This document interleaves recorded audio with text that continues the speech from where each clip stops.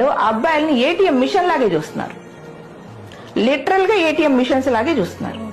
ఆ అబ్బాయికి ఫీలింగ్స్ ఉండద్దు, ఆ అబ్బాయికి రెస్పాన్సిబిలిటీస్ ఉండద్దు. ఈ అమ్మాయి ఏం చెప్తే ఆ అబ్బాయి అది చేయాలి, జస్ట్ లైక్ పపెట్. ఓకే, అబ్బాయిలకి ఈ రోజుల్లో డబ్బు ఉంటేనే పెళ్లి.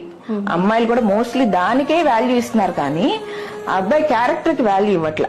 ఆ అబ్బాయి కష్టపడే మనస్తత్వం ఉంటే దానికి విలువ ఇవ్వట్ల. ఆ అబ్బాయికి రెస్పాన్సిబిలిటీస్ ఉంటే దాన్ని తీసుకోవటం ఏటీఎం మిషన్స్ లాగానో లేదా వీళ్ళకి ఇస్తే ఆడే బొమ్మలాగానో చూస్తున్నారమ్మా. అబ్బాయిల మానసిక క్షోభకి ఈ రోజు వాళ్ళు కారణం అవుతున్నారు. అమ్మాయిలు కానివ్వు, అమ్మాయిల పేరెంట్స్ కానివ్వు. ఇది వరకు రోజుల్లో అమ్మాయి పేరెంట్స్ ఎప్పుడైనా సరే అమ్మాయి వచ్చి నాకు మా హస్బెండ్ తో గొడవ అయిందమ్మా, అత్త మామలతో సరిగా లేదమ్మా అంటే, అమ్మ అలా గొడవ పడకూడదు, ఇద్దరు కలిసి ఉండాలమ్మా ఇలా చెప్పేవాళ్ళు.